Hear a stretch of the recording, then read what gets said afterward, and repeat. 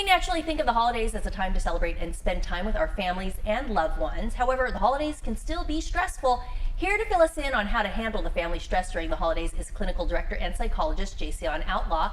Welcome to the show, Jaseon. Thank you for having me, Aubrey. When we talk about the holiday season, we think about joy, we think about reunions with family and friends we may not have seen, throughout the year. But it's not the way that everybody experiences the holidays. True. Definitely. We naturally do think of the holidays as a time in which you have lots of food, you have family, and you have friends, and you can even have some of these deep conversations with people who you may not have seen very often or you don't see very often.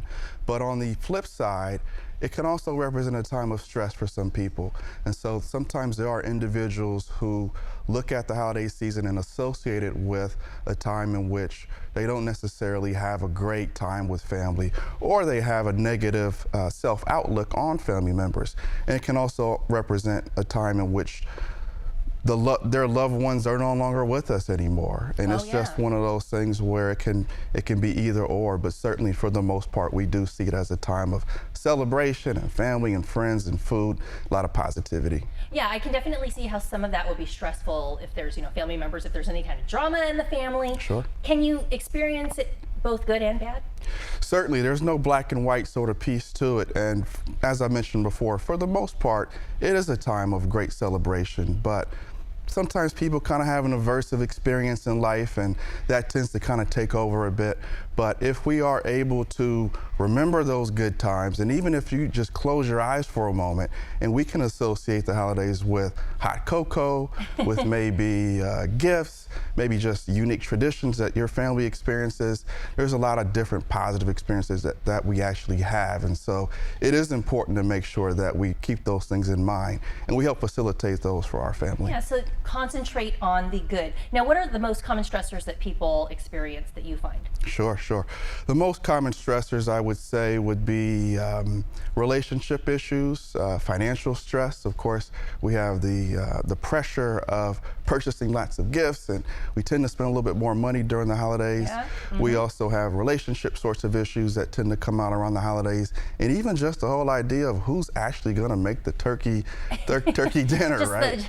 The logistics of how the holiday is Correct. going to go down. Correct. What are some tips that you can offer, for people that they can just keep in mind, top of mind, as we approach the holidays? Sure. I think the most important part is really just the idea of awareness. So being aware of whatever stressors that you have in your life, that's kind of the first step, right? And I think from there, it's important to understand what has worked for you in the past.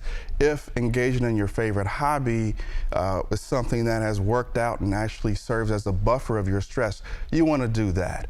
And also, it's important that we don't isolate ourselves. The idea of sitting at home for a week, it might sound like a great idea, but sitting on the couch for a week doesn't really make you very active. And so on the flip side of that, you do want to make sure you're active. And it doesn't necessarily mean that you need to go to the gym 4 times a week, but even just the idea of taking a 10-minute walk, I think is going to be very helpful and certainly helps things to alleviate the stress. So any other resources you can recommend for people who maybe are like, holidays are coming, I don't know how to handle it? Sure.